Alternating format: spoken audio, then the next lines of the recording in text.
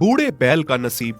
आज तो मैं मालिक से बात करके ही रहूंगा। उन्हें एक दूसरा बैल लाना ही पड़ेगा। मालिक के पास इतने सारे खेत हैं, वो भला मैं अकेला कैसे जोत सकता हूँ। बहुत समय से हरिराम के पास एक बैल था जिसका नाम चेतन है। चेतन बड़ा ही भला, शरीफ और सियाणा किस्म का बैल था। जब वो जवान था तो सारी दुनिया के काम किया करता था। हरिराम उससे एक दिन में 10-10 खेत जुतवाने का काम लिया करता था। लेकिन समय के साथ ही अब वो बूढ़ा हो चुका था और वो पहले जैसा काम नहीं कर सकता था। हरिराम को तो बस उससे पहले जैसा ही काम चाहिए था, क्योंकि हरिराम एक बहुत ही लालची किस्म का आदमी था। उसे किसी की जान की परवाह नहीं थी। उसे तो बस अपना मतलब निकालना था, अपने खेतों का काम कराना था, अपनी फसल से मतलब था। उसे इस बात की चिंता बिल्कुल नहीं थी कि चेतन बेचारा बूढ़ा हो चुका है, वो अब पहले जैसा काम नहीं कर सकता। चल चल चेतन, तैयार हो जा, आज तुझे 10 खेत और जोतने हैं। नहीं मालिक, रहम करो मुझ पर। थोड़ा तो तरस खाओ। अब मैं पहले जैसा जवान नहीं हूँ। मुझसे 10-10 खेत नहीं जोते जा सकते। पहले जब मैं जवान था मैंने कभी आपसे किसी बात की शिकायत नहीं की, और लोग तो 2 बैलों को हल लगा के खेत जोतने का काम करते हैं, लेकिन मैंने एक ने ही आपका इतने खेत जोतने का काम किया है। अकेला हल खींच के पूरा दिन काम किया है, पर अब आपको दूसरा बैल मेरे साथ हल जोतने के लिए लगाना ही पड़ेगा। अच्छा, तेरी इतनी हिम्मत, तू मेरे साथ जुबान लड़ाए। दूसरा बैल कहाँ से लेकर आऊंगा? दूसरा बैल लाऊंगा तो उसके लिए अलग से खर्चा होगा। उसके दाने पानी पर भी, उसके चारे पर, उसकी सेवा में, हर चीज पर खर्च होगा। तू क्या कम खाता है जो एक दूसरा बैल को ले आऊं? अगर तू काम करता है तो फ्री का नहीं करता है, खाता भी उतना ही है। चेतन सही कह रहा है बाबा, आप खुद ही देखिए ना, वो कितने लंबे समय से हमारे घर का काम करता आया है। कभी उसने किसी बात की शिकायत नहीं की, लेकिन अब वो बूढ़ा हो चुका है, वो इतना काम नहीं कर सकता। आप पहले जैसा काम मत लीजिए बाबा, उसे भी तकलीफ होती है। अब हम ऐसा करते हैं बाबा, एक और बैल लेकर आते हैं, फिर वो बैल चेतन के साथ थोड़ी मदद कर लेगा। तू कुछ ज्यादा ही तरफदारी नहीं कर रहा है इस चेतन की? तुझे बोलने का हक नहीं है। जा जा, जो काम करने को कहा है पहले वो कर। चुपचाप जाकर खेतों में पानी लगा, मैं चेतन को लेकर आता हूँ। खेत जोतना है, बहुत काम पड़ा है बाकी। हरिराम के बेटे नीरज को चेतन पर बहुत तरस आता है, क्योंकि उसे सब पता था। वो सब जानता था कि उसके पिता बहुत गलत कर रहे हैं, लेकिन उसकी अपने पिता के आगे एक नहीं चलती थी। नीरज चेतन की मदद करना चाहता था दूसरा बैल लाकर, लेकिन उसका पिता नीरज को चेतन की मदद नहीं करने देता था। फिर खेत में हरिराम चेतन को एक हल लगाकर खेत जोतने लगा। जैसे तैसे चेतन ने एक खेत तो निकाला, लेकिन जैसे ही दूसरा खेत जोतने लगा उसकी टांगे कमजोरी से थर थर कांपने लगी। अरे मालिक, क्या कर रहे हो आप? आपको क्यों नहीं समझ आ रहा कि अब मैं इतना काम नहीं कर सकता हूँ? मैं बहुत कमजोर और बूढ़ा हूँ। देख चेतन, नौटंकी ना कर। अभी तक तो अच्छा भला चल रहा था, अभी रुक रुक के चल रहा है। चल, नहीं तो देख मेरे से मार खाएगा। अगर तूने ऐसा नाटक किया तो मैं कल ही तुझे कसाई को बेच दूंगा और अपने लिए एक नया बैल लेकर आऊंगा। जैसे ही हरिराम ने चेतन को कसाई को बेचने की बात कही, चेतन बहुत घबरा उठा। नहीं मालिक, मुझे कसाई को मत बेचिए। तो चल फिर, जल्दी चल, काम कर, अभी बहुत काम बाकी है खेतों में। खेतों में पानी लगा रहे नीरज को चेतन पर बहुत तरस आ रहा था कि उसके पिता चेतन के साथ कितना गलत कर रहे हैं। वो मन ही मन दुखी हो रहा था। कुछ समय खेतों में काम करने के बाद देखते ही देखते चेतन धड़ाम से खेतों में गिर जाता है और कमजोरी के कारण गिर के बेहोश हो जाता है। अरे, इसको क्या बीमारी पड़ गई? नीरज सुन, ये तो गिर गया है। जैसे ही होश आए आते ही इसे घर ले आना। नीरज चेतन को उठाने की कोशिश करता है।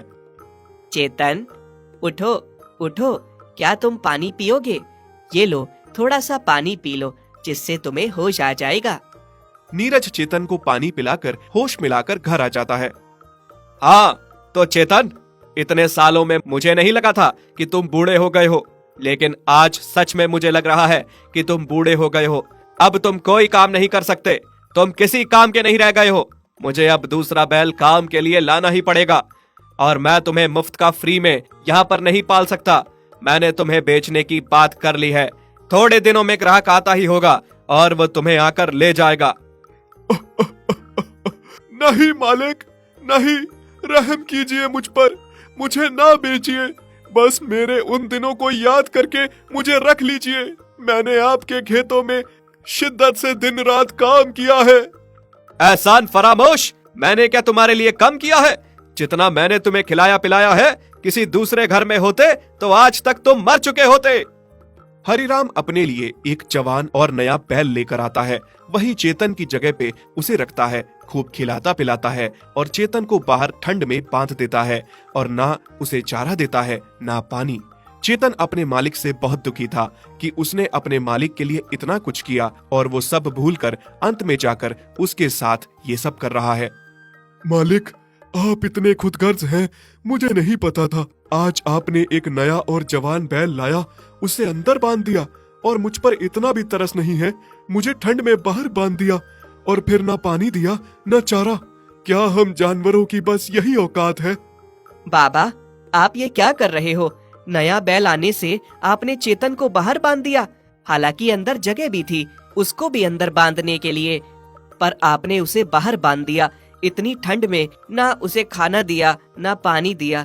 उस बेजुबान पर थोड़ा तो तरस खाओ। अरे बेटा, तुम इतनी चिंता क्यों कर लेते हो इन जानवरों की? ये जानवर होते ही ऐसे हैं, किसी काम के नहीं होते। कुछ समय तक काम आते हैं, उसके बाद फिर बूढ़े हो जाते हैं, फिर किसी काम के नहीं रहते। और वैसे भी इस चेतन का हमें करना ही क्या है, चाहे ठंड में बंधा हो या अंदर, और चारा पानी देकर ऐसे ही क्यों बर्बाद करना है? कल ग्राहक आता ही होगा, मैंने बात कर ली है, वो इसे ले जाएगा। अब तुम चलो, सो जाओ। इन जानवरों की इतनी चिंता मत किया करो। नए बैल को भी कल खेत में ले जाना है। नीरज अपने पिता की बातें सुनकर बहुत हैरान रह गया था कि कोई इंसान इतना खुदगर्ज कैसे हो सकता है। जिस बैल ने सारी उम्र उस घर के लिए इतना किया, अब वो उसके सारे एहसान भूलकर उसको मरने के लिए ठंड में छोड़ गया है। बाबा, अब मुझे ही कुछ करना होगा। आपको अपनी गलती का एहसास दिलाना ही होगा। नीरज ने अब सोच लिया था कि अपने पिता को उसकी गलतियों का एहसास दिला कर ही रहेगा। भाई, तुम बाहर क्यों बंधे हो इतनी ठंड में, और कुछ खा क्यों नहीं रहे हो? क्या तुम्हें खाना नहीं दिया है? मैं अपनी मर्जी से बाहर नहीं बंधा हूँ, मुझे मालिक ने बाहर बांधा है, क्योंकि अब मैं उनके किसी काम का नहीं रहा हूँ। क्या मतलब? पहले मैं भी तुम्हारी तरह जवान और हट्टा कट्टा था। जब मुझे मालिक लेकर आए थे और मैं उनकी एक ही दिन में 10-10 खेत जोत दिया करता था, अकेला ही। पर अब मैं बूढ़ा हो चुका हूँ, मालिक के किसी काम का नहीं रहा हूँ, तो अब उन्होंने मुझे बेचने के लिए ग्राहक को बुलाया है और इसी कारण मुझे बाहर ठंड में बांध दिया गया है। चारा दाना पानी कुछ भी नहीं दिया है। उन्हें लगता है कि मुझे कुछ खिलाएंगे पिलाएंगे तो उन्हें इसका कुछ फायदा नहीं होगा। और अब तुम जवान हो, हट्टे कट्टे हो, तुम्हें लाया गया है, तुम्हें अंदर मेरी जगह पर ही बांध दिया गया है, इसीलिए तुम्हारी इतनी कदर हो रही है, क्योंकि तुम जवान हो, मालिक के खेत जोतोगे। क्या तुम सही कह रहे हो? इसका मतलब जैसे आज तुम्हारे साथ हो रहा है, कल जब मैं बूढ़ा हो जाऊंगा तो मालिक मेरे साथ भी ऐसा ही करेंगे। हाँ भाई, क्या पता, हो सकता है, क्योंकि इन इंसानों का कोई भरोसा नहीं है। मैंने मालिक के लिए इतने साल अपनी जिंदगी के लगा दिए, उन्होंने मेरे साथ ये सब किया, तो तुम्हारे साथ करने में कौन सी बड़ी बात होगी। हरिराम का नया बैल चिंता में आ गया था कि जैसे हरिराम ने अपने पुराने बैल चेतन के साथ किया, कल को जब वो बूढ़ा हो जाएगा तो वो उसके साथ भी ऐसा ही व्यवहार करेगा। फिर अगले दिन सुबह जैसे ही ग्राहक चेतन को लेने आता है, चेतन चुपचाप ग्राहक के साथ अपनी किस्मत समझकर उदास होकर वहां से जाने लगता है। तभी पीछे से नीरज बोलता है, रुको, तुम मेरे बैल चेतन को ऐसे लेकर नहीं जा सकते। क्या मतलब? ये बैल तुम्हारे पिता ने मुझे बेचा है? बेटा नीरज, तुम्हें क्या हो गया है? इस बूढ़े बैल के लिए क्यों इतना चिंतित होते हो? मैं इसे बेच चुका हूँ, जाने दो इसे। ठीक है पिताजी, मैं इसे जाने दूंगा, लेकिन आप मेरी भी एक बात सुन लीजिए। मैंने भी कुछ सोचा है। पिताजी, अभी तो आप काम कर सकते हैं, सब कुछ संभाल सकते हैं, घर बार खेत, लेकिन कल जब आप बूढ़े हो जाओगे, बेकार हो जाओगे, तो आप किसी काम के नहीं रहोगे, एकदम बेकार हो जाओगे। तब मैं आपको अनाथ आश्रम में जाकर छोड़ाऊंगा। ये तुम क्या कह रहे हो बेटा? सही तो कह रहा हूँ पिताजी, आप ही ने तो सिखाया है कि बूढ़े किसी काम के नहीं होते। जैसे चेतन के बूढ़े होने पर वो आपको बेकार लग रहा है और आप उसे बेच रहे हो। फिर चाहे वो इंसान हो या जानवर हो, बूढ़ा तो बूढ़ा ही होता है, वो किसी काम का नहीं होता।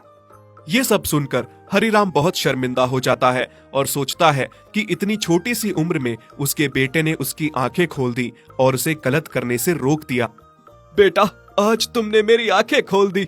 मैं बहुत गलत करने जा रहा था। सही मायने में मैं अकल में तुमसे बहुत छोटा हूँ।